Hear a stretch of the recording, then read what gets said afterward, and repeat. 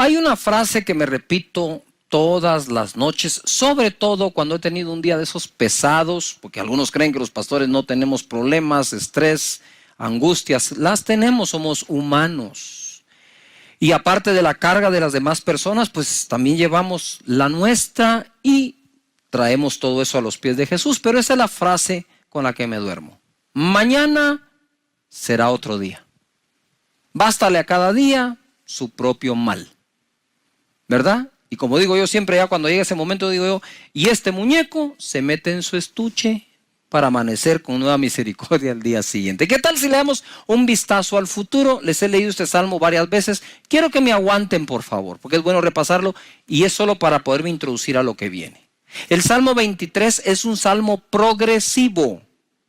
Si cumples con la primera línea, se cumplirá la segunda, se cumplirá la tercera y así sucesivamente hasta terminarlo. Dice la escritura, Jehová es mi pastor, a ver todos, eso es, nada me faltará. El que cree que Dios es su pastor, cree que no le falta nada. Entonces sigue el siguiente verso, en lugares de delicados pastos me hará descansar. No descansa el que no confía que Dios provee. Descansa el que sabe que Dios provee. Eso se aplica al día domingo cuando descansamos y buscamos al Señor. Eso se aplica en la tarde cuando termina la faena del día y podemos descansar. Eso se aplica en tiempos de angustia, persecución y estrechez. Descansar en el Señor, que nada nos faltará. Y entonces descansamos. Luego junto a aguas de reposo me pastoreará. Él pastorea al que descansa porque confía que no le falta nada. Confortará mi alma, Él conforta el alma de aquel a quien puede pastorear porque toma tiempo de descansar debido a que cree que nada le faltará. Después dice, me guiará por sendas de justicia por amor de su nombre. Es mucho más fácil oír las instrucciones de cómo ser guiado por Dios cuando estamos siendo confortados, porque somos pastoreados, porque estamos descansando, porque confiamos que no nos falta nada. Aunque dice, me guiará por sendas de justicia por amor de su nombre, aunque ande en valle de sombras de muerte, no temeré mal alguno, porque tú estarás conmigo. De nuevo es progresivo. Cuando ya somos pastoreados porque descansamos, porque confiamos, Él nos guía por senda de justicia. Y si atravesamos un valle de sombra de muerte, no temeremos mal alguno, porque Él está con nosotros. Tu vara y tu cayado nos infundirán aliento. Aderezas mesa delante de mí en presencia de mis angustiadores. Unges mi cabeza con aceite, mi copa está rebosando. Ciertamente el bien y la misericordia me seguirán todos los días de mi vida, y en la casa de Jehová moraré por largos días. Progresivo, todo en futuro. Lo que David hacía era echarle un vistazo al futuro, ojo, basado en la fe y confianza que le tenía a Dios. Tú puedes imaginar un futuro de acuerdo a la confianza que en Dios tienes. No me va a faltar. La escritura no dice, Jehová es mi pastor, nada me faltará mientras tenga trabajo, me den aumento, el salario alcance. Entonces, ¿en qué quedamos? Nada nos faltará porque Él es nuestro pastor. Punto. Y luego va progresando el salmo y le echa un vistazo. Dice, e incluso considera, mira, David era un hombre de tanta fe, está dentro de los héroes de la fe en Hebreos 11. Sin embargo, él está considerando un futuro aún peligroso. Y se está anticipando a ese futuro con un buen vistazo diciendo, aún si yo pueda caminar en un valle de muerte, no temeré mal alguno, porque tu vara y tu cayado me infundirán, ¿qué? Aliento. Aún si yo camino ahí, Dios estará con nosotros. La fe, dice la escritura, es por el oír, y el oír por la palabra de Dios. Nosotros decidimos enfrentar lo que estamos viviendo con fe, decidimos enfrentarlo con pesimismo, optimismo, con buen ánimo, con unidad familiar, solos. Esas son decisiones que nosotros vamos tomando. Pero definitivamente el oído es vital. El oído es vital. Por aquí se contagia uno de miedo, temor, duda, angustia, ansiedad. Por aquí. Por eso dice la escritura, las malas conversaciones corrompen buenas costumbres. En Mateo capítulo 13, verso 18, hoy me voy a ir a lo básico. Ya saben que Eso es lo que me agrada y creo que es fruto de la oración de pedirle a Dios, Señor, dame una palabra para la vida de cada persona, para que cuando salgan de su casa o regresen tengan algo que practicar de tu palabra. Y la parábola del sembrador fue la primera que Jesús habló y dijo, si no entienden esta parábola, ¿cómo van a poder entender el resto? Y es muy sencilla, pero a la vez profunda. En el verso 18, Mateo 13 dice, oíd pues vosotros la parábola del sembrador. Cuando alguno oye la palabra del reino y no la entiende, viene el malo y arrebata lo que fue sembrado en su corazón. Este es el que fue sembrado junto al camino. Cuando hablamos de que la palabra fue sembrada junto al camino, dice la parábola, que vienen las aves del cielo y roban la semilla o la palabra. Y entonces él explica acá. Lo que ocurre, la interpretación de esto es que cuando alguien no le entiende, entonces viene el malo y la arrebata. Orando por todos ustedes y por su servidor, obviamente, aquí en esta escritura me encuentro que la palabra de no entender la escritura, ahí hay un truco escondido que el enemigo puede aprovechar. Tener la esencia de lo que se nos enseña es tener entendimiento de lo que estamos aprendiendo. Y el original dice, es poner dos combatientes hostiles juntos. Alguien va a ganar. Entonces está la capacidad de entender de acuerdo a lo que Dios quiere decir. Y cuando dice no entender o no la entendemos, no se refiere que no entendiste nada, sino que entendiste mal. Quiero de nuevo, entendiste mal. Mal, el maligno. Él sembró otro entendimiento. Y es así como se roba la palabra o el entendimiento de lo que venía de parte de Dios para tu vida. El enemigo roba la palabra por medio de darnos otro entendimiento. Él no desea evitar la renovación de nuestro entendimiento, sino darnos otro para que seamos transformados, pero no de manera que experimentemos la voluntad de Dios, sino opuesta a eso. Eso es lo que el enemigo va a tratar de hacer. Por lo tanto, tenemos que cuidar cómo escuchamos y cómo entendemos la palabra del Señor. Por ejemplo, la Biblia dice que la voluntad de Dios es buena, agradable y perfecta. Eso viene por la renovación de nuestro entendimiento para experimentar esa voluntad buena, agradable y perfecta. Entonces la gente viene y dice, no, es que lo que me pasa. Y entonces no tienes el entendimiento que las Escrituras te ofrecen, sino el entendimiento que alguien más te está ofreciendo. Dios es bueno, Dios tiene misericordia todos los días de nuestra vida. Entonces en la parábola, lo que tenemos que evitar primero es que entendamos de una forma equivocada lo que el Señor nos quiere decir y bendecir. Persecución por lo que crees. 20, verso 20. Y el que fue sembrado en pedregales, este es el que oye la palabra y al momento la recibe con gozo. Tiene un pico de emoción, de gozo impresionante, pero no tiene raíz en sí, sino que es de corta duración, pues al venir la aflicción o la persecución por causa de la palabra, luego tropieza. Ojo, cuando la Escritura dice que es de corta duración, aquí lo voy a ampliar un poco más a la vida. Existen personas que son de corta duración en todo lo que hacen. Siempre están cambiando lo que hacen. Todo les dura muy poco tiempo. Como decía mi mamá, mira, Cash, me decía él, no seas arranque de macho y parada de mula, me decía. Es decir, arranca como caballo de carrera y cuando para se siembra, que no hay quien lo mueva.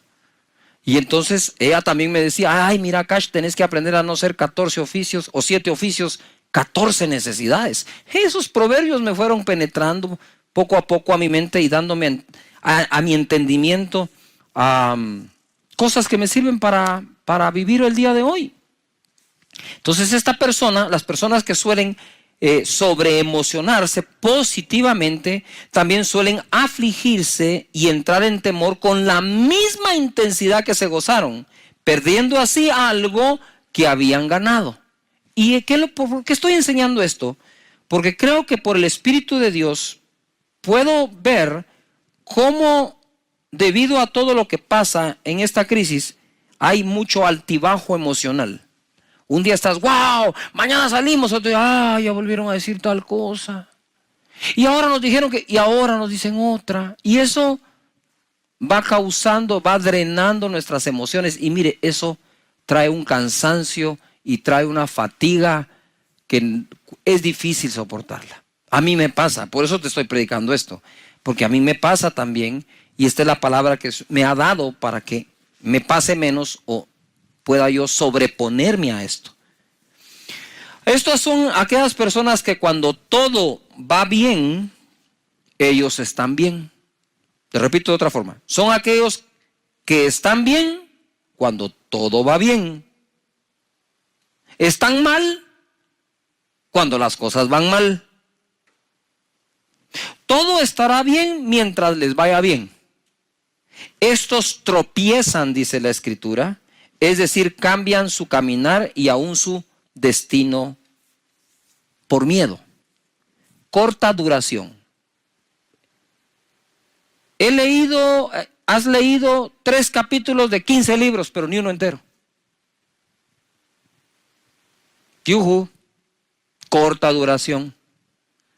Los proyectos nos van a gustar si son en corto, no en largo. Entonces, cuando soy una persona dada a la corta duración, y luego entonces me emociono cuando recibo la palabra de Dios, pero le aplico la misma conducta de mi carácter. Le aplico a la Escritura la misma conducta diciendo, wow, sí, gloria a Dios, aleluya. Y para abajo otra vez. Entonces hay que componer el oído para entender, hay que componer el carácter también en nuestra vida para tener una mejor tierra para la palabra que Dios nos está dando. Esta palabra de Dios, según Hebreos 4:12, dice que es así. Porque la palabra de Dios es viva y eficaz y más penetrante o cortante que toda espada de 2 filos, ojo, y penetra hasta partir el alma, donde están todas las emociones, y el espíritu, que es el que se conecta con Dios, las coyunturas y los tuétanos, y discierne los pensamientos y las intenciones del corazón. La palabra que Dios te quiere dar constantemente está viva, tiene vida, está viva y es eficaz, es eficiente, es algo que me va a hacer lograr algo bien hecho. Esta palabra, según Mateo 13:22, dice, el que fue sembrado, esta es la tercera tipo de tierra, entre espinos, este es el que oye la palabra, todo la oye, pero el afán de este siglo, el afán de este siglo y el engaño de las riquezas ahogan la palabra y se hace infructuosa. Mas el que fue sembrado en buena tierra, ese es el que oye y entiende la palabra y da fruto. Ojo, la oye, la entiende y da fruto y produce al 100, 60 o 30 por 1.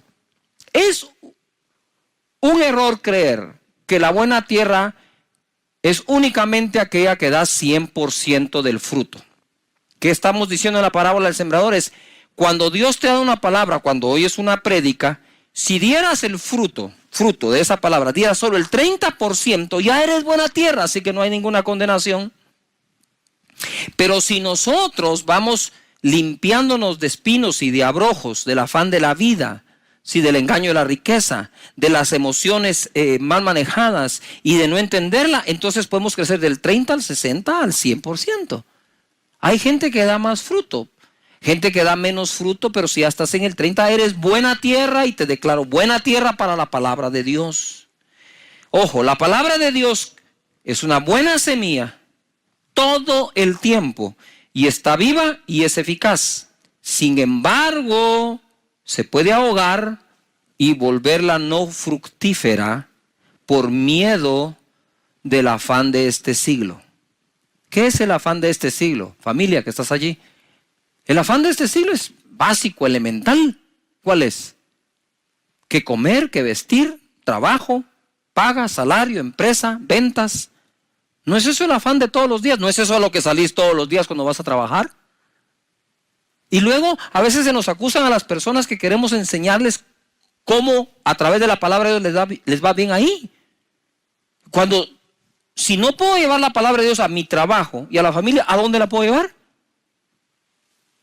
Entonces, lo que quiero decirte en esta oportunidad es que si tengo resuelto el problema del afán por la vida, no el ingreso mensual para la vida, sino el afán de la vida. Porque la palabra no dice que la palabra sembrada en ti se ahoga por un bajo salario, o por mucho salario, o por mucho ingreso, poco ingreso. Dice aquí, se ahoga, la palabra que está viva se ahoga, es decir, se hunde hasta que queda sin respiración y muere. Eso se ahoga si yo tengo afán por la vida. Entonces, de lo primero que tengo que aprender en las Escrituras para poder dar fruto de toda palabra que me siembran es que no me debo afanar por la vida. Eso no quiere decir que eres un irresponsable, sino que en donde trabajas, trabajas confiando que si eso no alcanza, de eso no depende Dios para que Él te bendiga, sino de tu fe, de cómo le crees al Señor.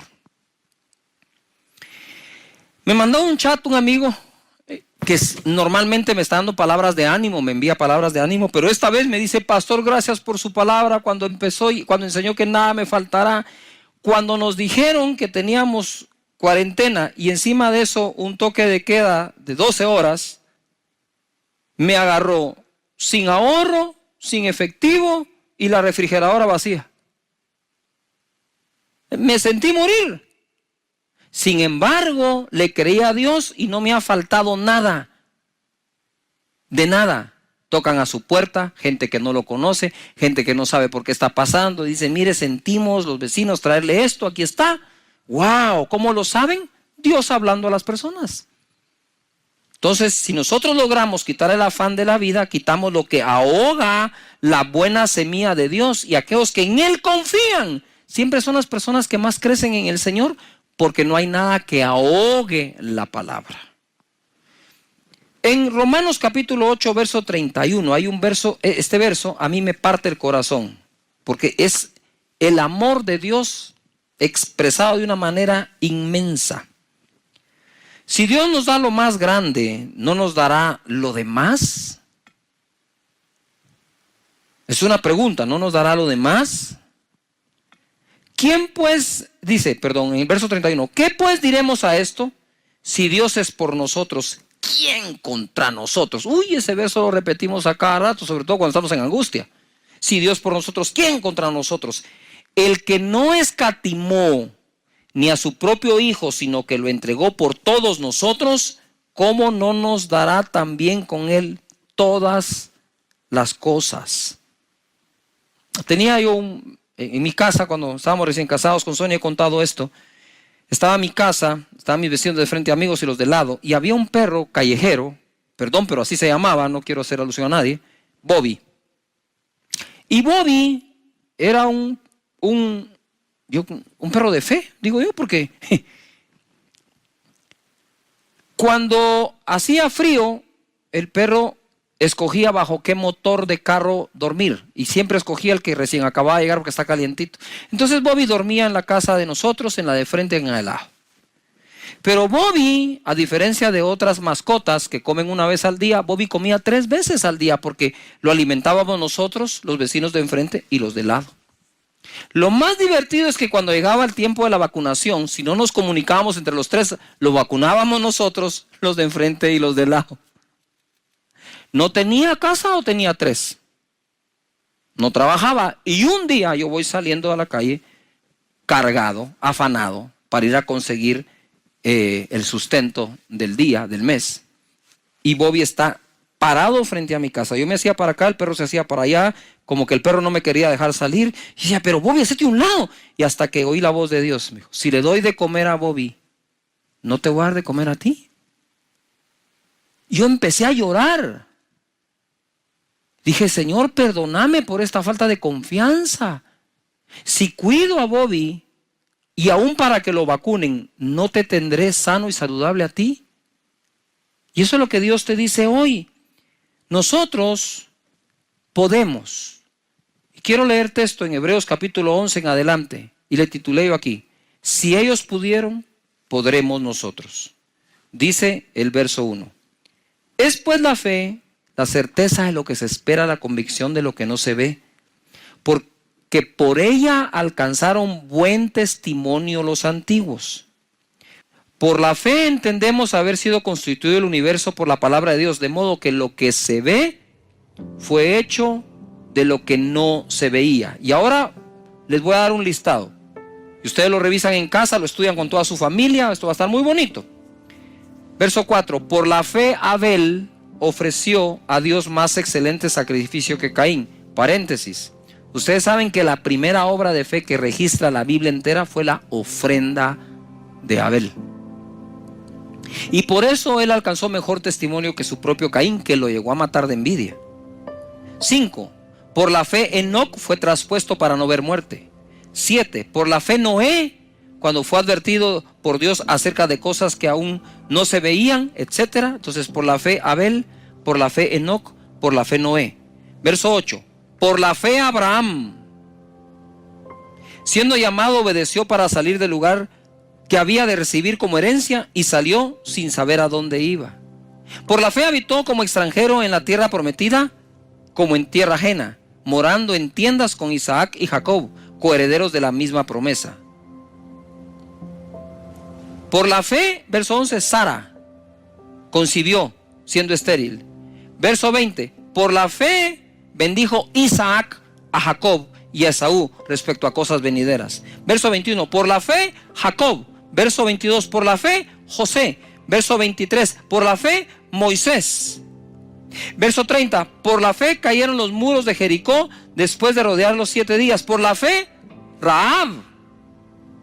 Verso 32, ¿y qué más digo? Porque el tiempo me faltaría contando de, por la fe Gedeón, por la fe Barak, por la fe Sansón, por la fe Jefté, por la fe David, así por la fe Samuel y por la fe todos los profetas. ¿Quiere que le presente otra fórmula? No funciona otra fórmula. La fórmula que funciona es por la fe. Y por la fe Esteban, y por la fe Raúl, y por la fe Andrea, y por la fe María, y por la fe tú. Por la fe tú. Dice la escritura en el verso 33, mire lo que lograron por la fe. Todos. O sea, más, como dicen en mi tierra, más claro no canta un gallo, pues. Ya está claro cómo es. Verso 33. Que por fe, ¿por qué? Por fe, así es, por fe. Certeza de lo que se espera, convicción de lo que no se ve. Y estamos en medio de una situación mundial en donde tenemos que caminar por fe, no haciendo caso a lo que vemos, sino a aquello que Dios ha prometido.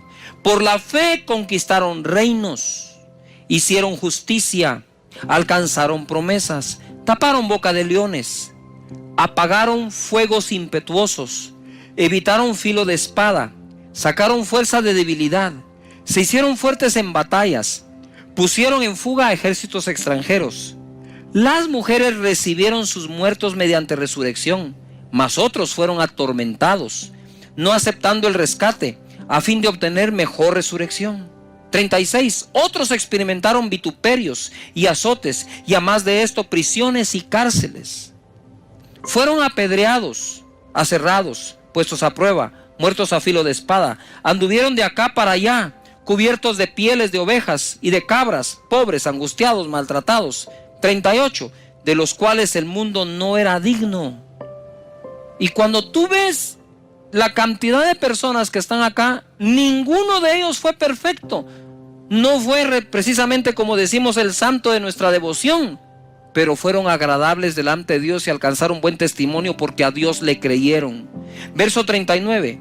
Y todos estos, aunque alcanzaron buen testimonio y el mundo no era digno de ellos, mediante la fe no recibieron en aquel entonces lo prometido, para que una cosa se cumpla, proveyendo Dios alguna cosa mejor para nosotros, para que no fuesen ellos perfeccionados aparte de nosotros. Por la fe, por la fe, por la fe.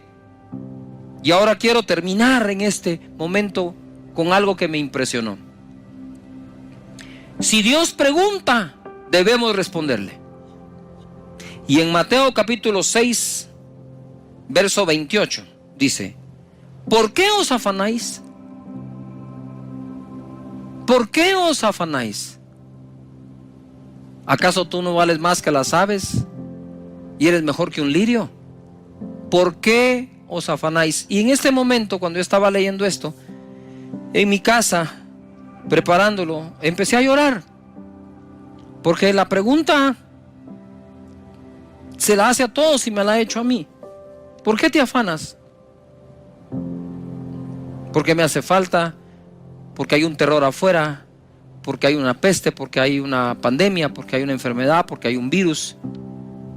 Y cuando yo leo esto, la primera sensación que tuve fue no contestarle a Dios, o no tengo respuesta. Y el Espíritu Santo me dijo: quiero oír sus respuestas. Cuando te digo ¿por qué te afanas?, te lo estoy preguntando. Quiero saber qué es lo que te provoca. Yo pienso que es un buen momento para decirle a Dios: Señor, soy sincero contigo, estoy afanado, tengo miedo, tengo temor, tengo incertidumbre, estoy lleno de ansiedad. Dios no quiere esas personas que presumen no tenerlo. Él quiere gente sincera que le diga: sí, estoy muy afectado, Señor, por lo que está pasando. Estoy hasta confundido. Está bien, háblalo, decilo. Es tu Padre. Él no regaña, Él enseña. Él no te va a regañar: ah, no deberías de estar afanado, no miras que cómo soy de bueno. No, pero lo puse así en letra grande. ¿Por qué os afanáis? Más adelante dice: no se afanen diciendo. No se afanen por el día de mañana. Bástale a cada día su propio mal. Y por eso empecé diciendo en esta predicación: mañana será otro día. Mañana será otro día. Padre, gracias te doy por cada hogar conectado, por cada casa, por cada conexión, por cada persona. Estamos cargados, Señor. Te lo reconocemos, lo aceptamos. Pero también tú dijiste que les esté cargado y trabajado, que venga a ti, que tú lo harás descansar.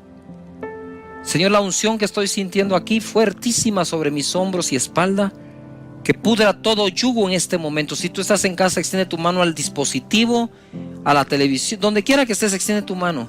Hay una unción fluyendo en este momento hacia ti que va a podrir todo yugo, toda preocupación, todo afán, toda angustia, toda incertidumbre. En el nombre poderoso de Jesús ordeno que todo eso se largue ahora mismo de la vida de las personas que están conectadas acá. En el nombre de Jesús. Y que cada uno lleve este mensaje a otra persona que lo nota preocupado. En Cristo Jesús sean libres de esto. Y tú que quieres recibir a Jesús en tu corazón, repite conmigo en voz alta en tu casa, ahí con todos: Señor Jesús, yo te doy gracias por haber muerto por mí, por perdonar mis pecados, por lavarme con tu sangre. Te entrego mi vida, te abro mi corazón. Perdona mis pecados, dame la vida eterna. Yo creo que desde hoy soy una nueva persona y mi nombre fue escrito.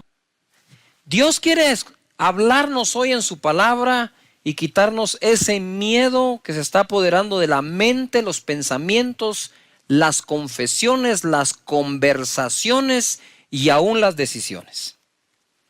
Hay momentos en que podría ser que nos quedemos sin nada. Algunos ya pasamos por allí. Yo me recuerdo que antes de conocer a Sonia, pues como mi esposa, viví el momento en que me quedé sin pagar los estudios. Bendito Dios, después me pude graduar de la universidad. Una semana en que no sabía dónde vivir, qué comer. Y me recuerdo muy bien que ese domingo en que salí de casa de una de mis tías donde yo vivía, salí con una maleta, era lo único que tenía. Tuve que incluso anteriormente a eso regalar el perro que tenía y me fui a la iglesia. Entré y le dije: Señor, yo voy a adorar tu nombre y voy a buscarte a ti y que tú te encargas de mí. No dije nada, me senté y a la par de un amigo, y ese amigo curiosamente me dice: mira, Cash, me dijo, no sé por qué te estoy diciendo esto, pero donde yo vivo hay un espacio como para que tú puedas vivir también. Yo le dije: ¿y este cómo sabe? Pues no sabían, pero me lo dijo.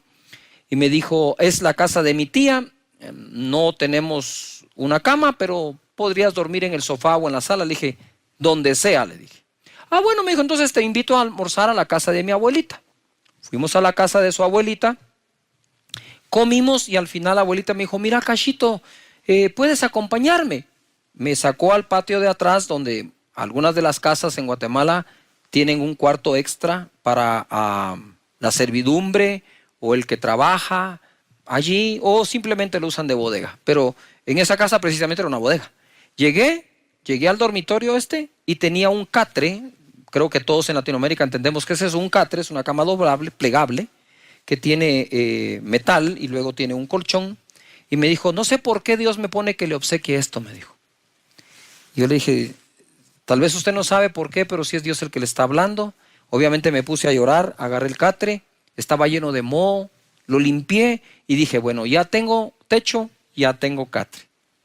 Y ahí, en ese pequeño catre, yo agarraba una guitarra que me habían regalado. Quiero que sepan que no sé cantar, no sé tocar. Y tenía 5 cuerdas, ni siquiera tenía 6. Y yo me ponía a rascar la guitarra. No puedo decir que la estaba tocando como tal. Y empezaba a cantar un canto que en ese entonces usábamos mucho, que es Torre fuerte es el nombre del Señor, a Él correrá el justo. Yo le decía, Señor, mientras tu presencia esté conmigo, pues aquí estoy bien. De hecho, cuando llegó el día de casarnos con Sonia, le dije, Señor, 2 cosas te pido. Una de ellas, hazla. O me das un lugar más amplio donde vivir y dormir, o que quepa Sonia aquí. Pero fue un tiempo en el que prácticamente me quedé en la nada. De hecho, invité a un amigo mío a tomar un café en un restaurante de McDonald's, y ahí había refill. Por eso me gustaba mucho, porque con el precio de uno me tomaba 2. Y yo me recuerdo que le dije, mira, tengo para darte un café a vos, un café a mí, y brindemos por la fe. ¿Cómo así, Cash? Me dijo, mira, debe ser emocionante vivir por fe. No tengo nada en este momento, pero sé que Dios va a proveer todo. Y en esa otra semana gente me llamaba y me decía, mira, Cachito, ¿qué vas a hacer hoy? Pues aquí estoy trabajando un poco, haciendo esto, lo otro. Me decía, venite, te quiero platicar. ¿Y a dónde llego? Venite a tal hotel, en tal restaurante. Wow, decía yo. Miren, esa semana, cuando no tenía con qué comprar la comida, fue una de las semanas que mejor he comido. Es irónico, porque Dios es nuestro proveedor, y si lo buscamos a Él primeramente y su reino, las demás cosas son dadas por añadidura. Y hoy quiero hablarles sin miedo a la nada. Cuando lancé el libro No es por vista y empecé la gira, escuché la voz de Dios que me habló y me dijo, dile a mi pueblo, y hoy por hoy entiendo por qué, pero me pasé diciendo esto donde quiera que iba, dile a mi pueblo que no le tengan miedo a la nada. Yo ya estuve allí y no pasa nada. Pasará lo que tú digas. Porque lo que yo dije pasó. Dije sea la luz, fue la luz, y desde la nada creó todo. Ese es nuestro Dios. Y esa es la confianza que en Él tenemos. Mucho sin Dios es nada, nada con Dios lo es todo. Porque Él es quien cuida de nosotros. Mira lo que dice la palabra en 2 de Pedro 3:10. En el verso 13, pero nosotros esperamos según sus promesas cielos nuevos y tierra nueva en los cuales mora la justicia. Ustedes saben muy bien que Jesús dijo en Mateo capítulo 24, o quedó registrado allí, verso 35, el cielo y la tierra pasarán, pero mis palabras no pasarán. Lo que quiere decir es que sus palabras tienen más poder de existencia que los cielos y la tierra. Los cielos y la tierra pasarán, mas mis palabras no pasarán, dice el Señor. Y en medio de lo que hoy se vive, algunos han entrado en temor, en miedo, en zozobra, angustia, están con ansiedad por el futuro, porque a estas alturas más de algo se ha perdido. Todos hemos perdido algo en este momento. Algunos la capacidad de sostener a sus trabajadores, otros la capacidad de sostener su trabajo, otros no están facturando en sus empresas, otros, bueno, de todo puede haber ahora. Pero la palabra que Dios me inspiró a darles el día de hoy es que no le tengamos miedo a la nada. Y alguien me regaló esta chaqueta, me la mandó a hacer, y era una persona que en ese momento estaba quedándose sin nada, y al oír que decía su servidor que no le tuviéramos miedo a la nada, porque desde ahí se puede tener un gran principio y crear todo de nuevo, él tomó esperanza y, según el testimonio que me da, hoy está de pie y está bien, gracias al Señor. Y te quiero dar una palabra profética: tú quedarás de pie, te pondrás de pie y todo va a ser mejor. Va a tomar tiempo en algunos casos más tiempo, pero todo será mejor. Una vez se me ocurrió decir a mí algo y me comieron, y no sé si usted me va a comer hoy también, pero bueno, dije cuando Dios pierde, y alguien me dijo, ¿cómo se le ocurre, hereje, que Dios pierda? No, Dios no pierde en el sentido que Él pierde como tal. No podemos negar que Adán y Eva se le perdieron. Y por eso mandó al postrer Adán. No podemos negar que una generación entera del pueblo de Israel se perdió en el desierto, pero Él levantó una nueva generación de 20 años en adelante. Eso no lo podemos negar. Entonces es una forma metafórica de decir las cosas, es un ejemplo, es una forma de buscar palabras para abrir un poco el entendimiento, que en ocasiones cuando a Dios se le ha perdido algo o alguien, Él sale a buscarlo y a encontrarlo. Eso es todo lo que quería decir, y no le veo nada de malo en eso. La generación de Noé se perdió, vino el diluvio y la humanidad resurgió de nuevo. Así que yo quiero hoy enfocarme en qué pasa cuando perdemos. ¿Qué pasa cuando tenemos la probabilidad de quedarnos sin nada o habitar en la nada? En Lucas capítulo 15, versículo 4, dice así: ¿qué hombre de vosotros, teniendo 100 ovejas, si pierde una de ellas? ¿Ya te diste cuenta? Si pierde una de ellas, ¿no deja las 99 en el desierto y va tras la que se perdió hasta encontrarla? Y al llegar a casa, reúne a sus amigos y vecinos diciéndoles, gozaos conmigo, porque he encontrado mi oveja que se había perdido. Aquí vemos a este pastor de ovejas recuperando una oveja que se le perdió. Luego de eso, en Lucas capítulo 5, verso 8 dice, ¿o qué mujer que tiene 10 dracmas, si pierde una dracma, no enciende la lámpara y barre la casa y busca con diligencia hasta encontrarla? Y cuando la encuentra, reúne a sus amigos y vecinas, diciendo, gozaos conmigo, porque he encontrado la dracma que había perdido. En este caso, la oveja, aquí estoy hablando de los pastores, literalmente pastores de ovejas, el ganado ovino se dice, sí. Se le pierde la oveja, que para esta persona representa una unidad, el 1% de su ganado, el 1% de su probabilidad de venta, el 1% de su probabilidad de utilidades, el 1%, y esta persona se pone a cuidar el 1% de su trabajo. Si nosotros pudiéramos aprender que no hay un 1% menospreciable, sino que debemos cuidar todo, iríamos en pos de eso. Entonces, aunque se le perdió, lo encontró. Y yo quiero declararte que en tu empresa, en tu trabajo, ese 1% que se pudo haber perdido será recuperado si confiamos en Dios, si tenemos paciencia. Por algo la palabra dice que con fe y paciencia se obtienen las promesas. Es tiempo de tener paciencia, mucha paciencia, y no perder la fe en el proceso hasta que nosotros podamos ver su mano. La palabra de Dios dice, pacientemente esperé a Jehová y Él me sacó del pozo de la desesperación. Esto es irónico. ¿Cómo puedo yo pacientemente esperar desesperadamente? Porque dice, pacientemente esperé a Jehová y Él me sacó del pozo de la desesperación.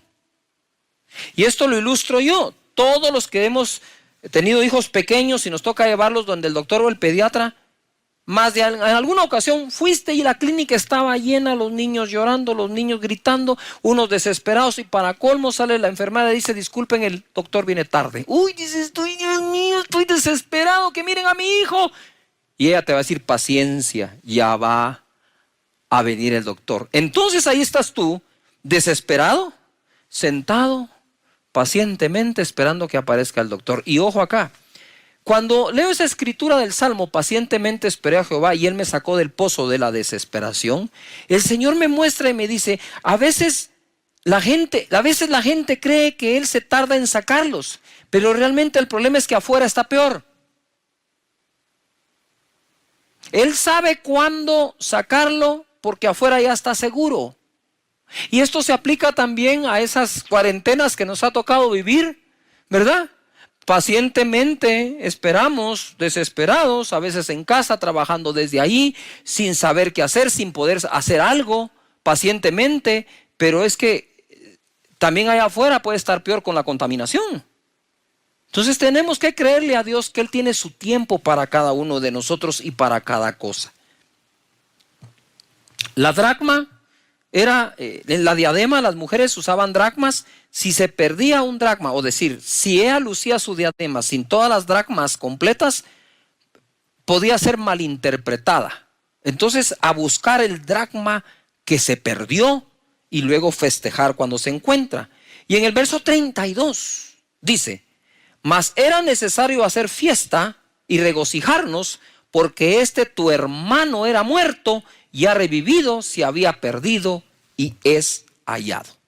Entonces aquí en esta parábola podemos ver que se puede perder la oveja, ¿verdad? El dracma y un hijo. E incluso este hijo, él no lo salió a buscar, sino lo esperó con fe que habría de venir. Y quiero aplicar esto.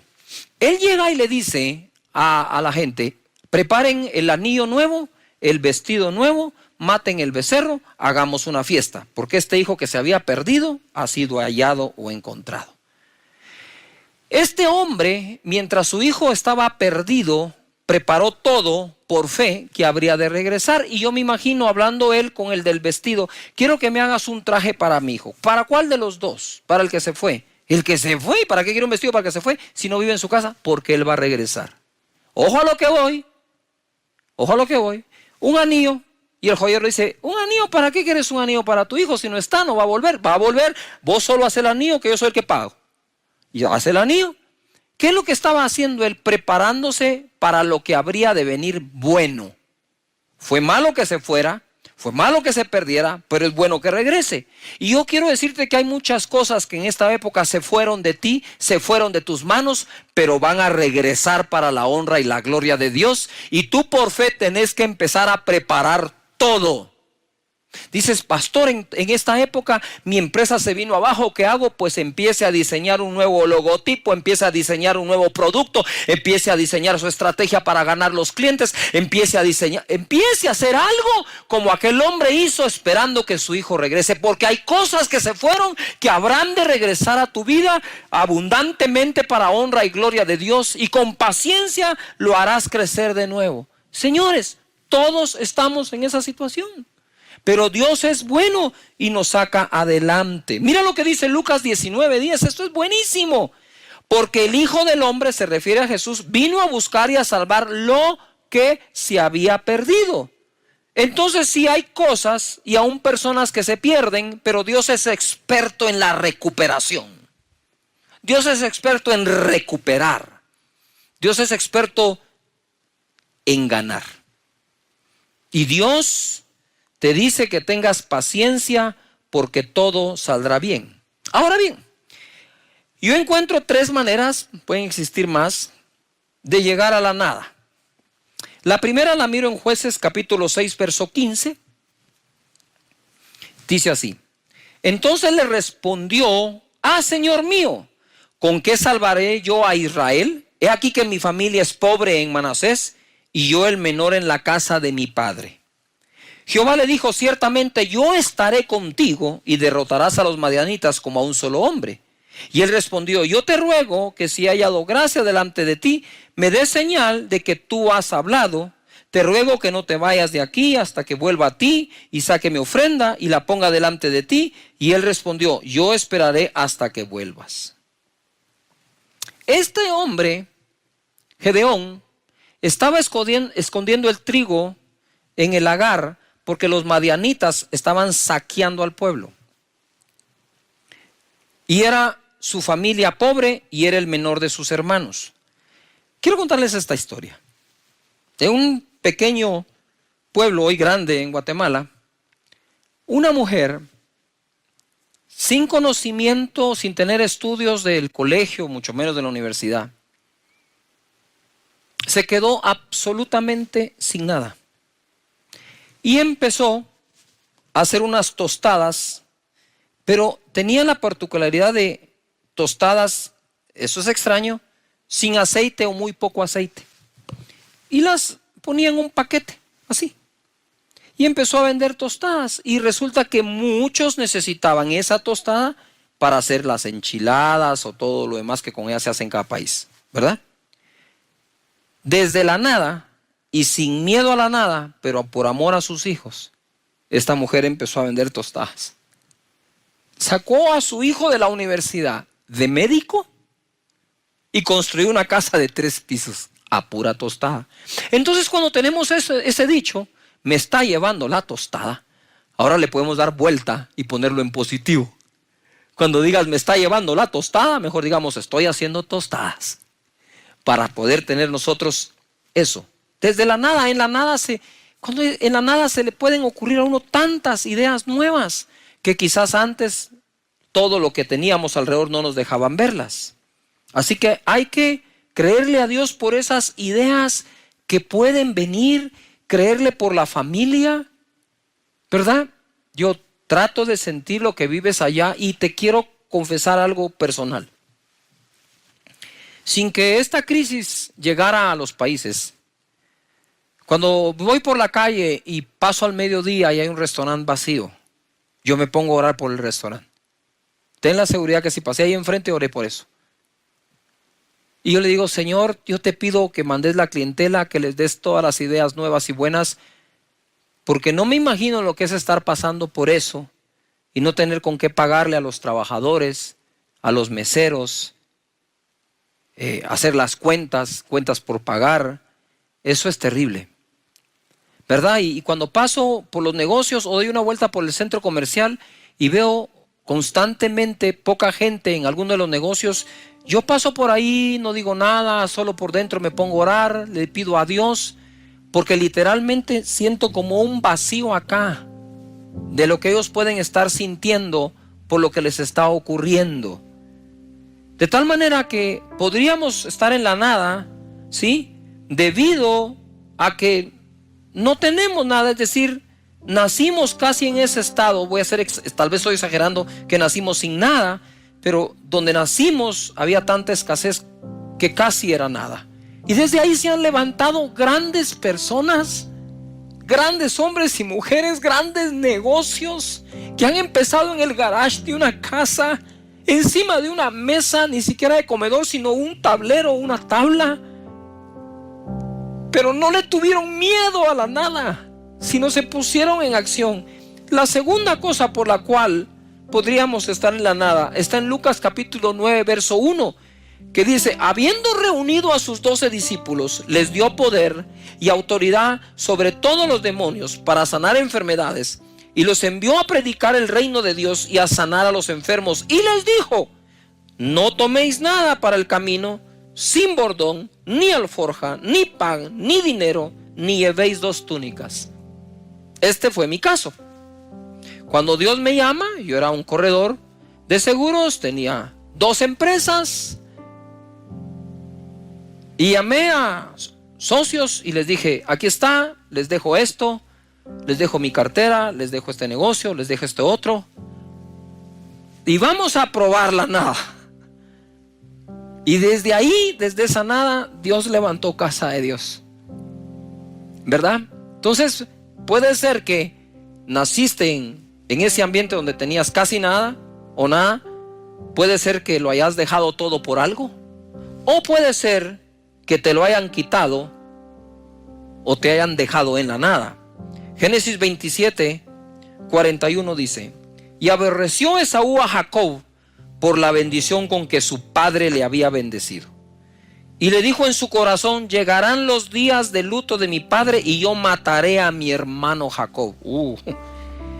Y fueron dichas a Rebeca las palabras de Esaú, su hijo mayor, Y ella envió y llamó a Jacob su hijo menor y dijo: he aquí Esaú tu hermano se consuela acerca de ti con la idea de matarte. Ahora pues, hijo mío, obedece a mi voz, levántate y huye a casa de Labán, mi hermano, en Harán.